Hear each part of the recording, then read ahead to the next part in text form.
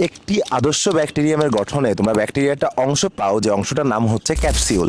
এখন আমরা জানার চেষ্টা করবো এই ক্যাপসিউল জিনিসটা আসলে কি। তোমরা চিন্তা করো, অ্যাসিডিটি হলে বা এই টাইপের কোনো সমস্যা হলে আমরা যে ওষুধটা খাই, সেই ওষুধের বাইরে একটা আবরণ থাকে, যে আবরণটার নামটাই কিন্তু আমরা বলি ক্যাপসিউল।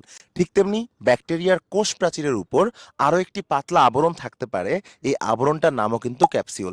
আরও সহজে মনে রাখবা, ক্যাপসিউলের শুরুতে আছে ক্যাপ, সো ক্যাপ কিন্তু আমাদের মাথায় একটা আবরণের জন্য আবরণের মতোই কাজ করে। এখন চিন্তা করো যে এই ক্যাপসিউলটা রাসায়নিকভাবে কোন কোন উপাদান দ্বারা গঠিত। এটা মনে রাখতে গেলে তোমরা ক্যাপসিউলের শুরুর দুটো শব্দ ক্যাপ কথাটা মনে থাকবা।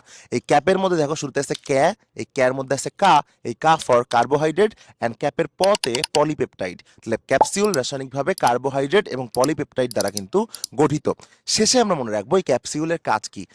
যে কোনো আবরণের কাজই কিন্তু ভিতরের বস্তুকে সুরক্ষা প্রদান করা। ঠিক তেমনি ব্যাকটেরিয়ার ভিতরে যা যা আছে এটাকে সুরক্ষা দেওয়াই কিন্তু ব্যাকটেরিয়ার আবরণ অর্থাৎ ক্যাপসিউলের কাজ। সো আশা করি তোমরা আজকের ভিডিওর মাধ্যমে ক্যাপসিউল সম্পর্কে ধারণা পেয়েছো।